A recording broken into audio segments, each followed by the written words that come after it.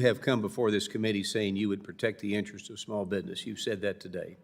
However, since you joined the CFPB, your agency continues to add burdensome requirements without consideration of their impact on small business and small lenders, and you know I am a small business person. For the past 6 months, I've been consistently hearing from small and community bankers back in my district in Texas and across the country on how unprepared and terrified they are about the CFPB's Section 1071.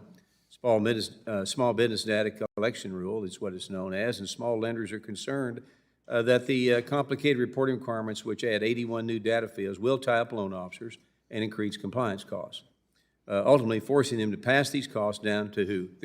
The customer. So furthermore, small lenders are worried this rule will push the industry towards a standardized small business loan product and kill relationship banking, which all of us are familiar with and have grown up with. This overly burdensome rule will limit the bank's lending abilities and make it harder for small businesses to access the capital they need.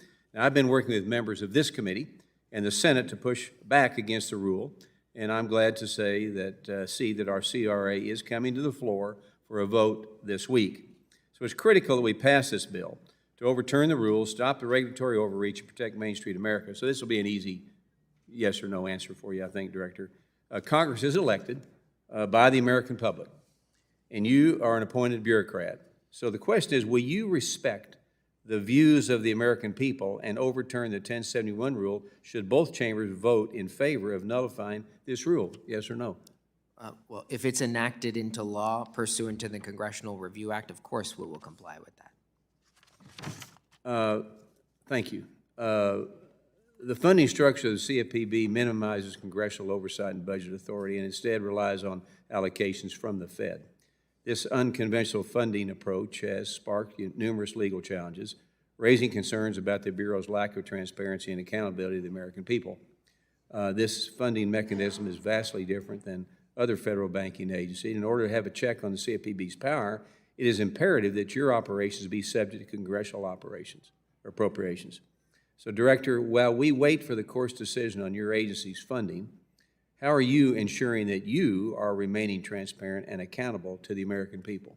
Well, respectfully, we try and do everything we can with respect to our spending.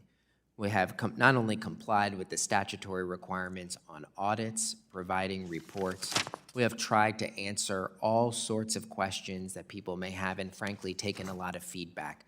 We have also looked very carefully at spending that can be eliminated.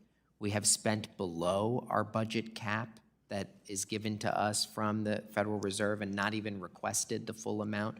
So we continue to look at how we're going to have a workforce that can help us deliver what Congress said. But of course, we await the Supreme Court's ruling.